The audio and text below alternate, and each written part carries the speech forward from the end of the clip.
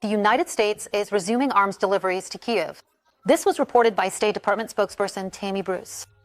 And Donald Trump is considering the possibility of providing Kyiv with another Patriot air defense system. This was reported by the Wall Street Journal. Donald Trump also spoke about sanctions against Russia. Congress will consider the relevant bill today. What are the chances of it being signed? And what does Trump himself say about it? TSN correspondent Kateryna Fedorchenko will tell you more. The supply of American weapons to Ukraine may resume after talks in Italy between American and Ukrainian officials on the sidelines of the Ukraine Recovery Conference. This was reported by Politico, citing sources familiar with the course of the negotiations.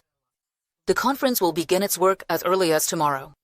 President Zelensky also announced that meetings between political and military teams with the Americans will take place this week. He instructed Ukraine's Minister of Defense and the Commander-in-Chief to intensify all contacts with the American side.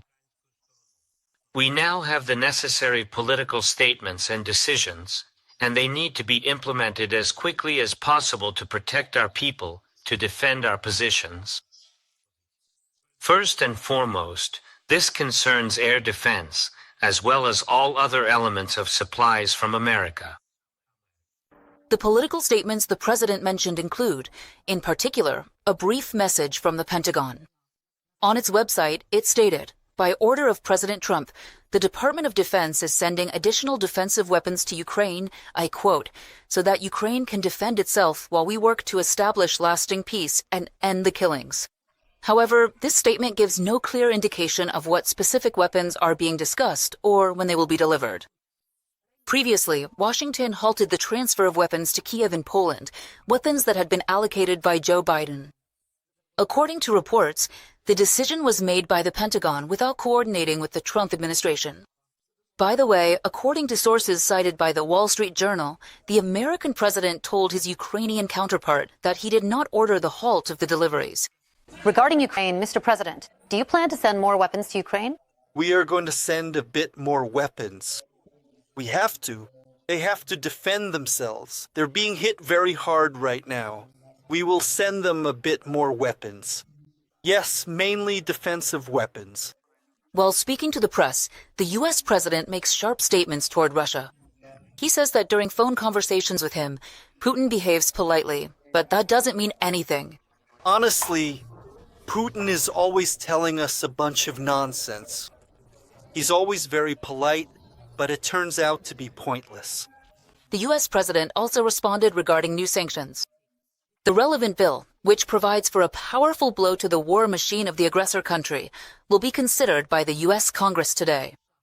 The document already has bipartisan support and more than 80 votes, and it proposes 500% tariffs for countries that buy Russian oil. And it will also give the president broad powers to repeal and impose these restrictions against Moscow. When asked whether Trump would sign such a law, the U.S. president replied, he is carefully considering the possibility of sanctions against Russia.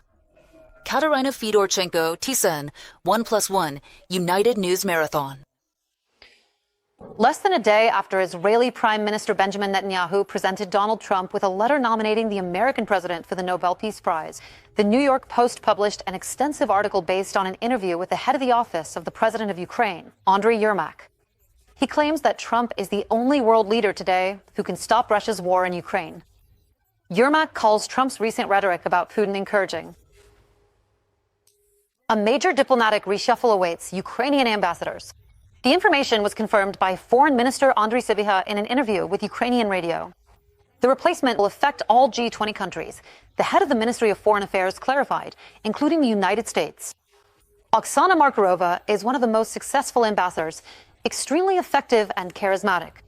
But surely, every diplomat has a rotation cycle, Andriy Sybiha explained. On July 21st, a meeting of ambassadors is being prepared to summarize the results of their work. Therefore, we should expect around 20 decrees, by which both dismissals and appointments of new heads of foreign missions will be made, the Minister of Foreign Affairs stated. Reportedly, Volodymyr Zelensky has already informed Markarova of his intention, but offered her to stay on his team and will later decide exactly what position she will hold. Among her possible successors, names from the current Ukrainian government are being mentioned, including Prime Minister Denis Shmyhal and Defense Minister Rustem Umerov.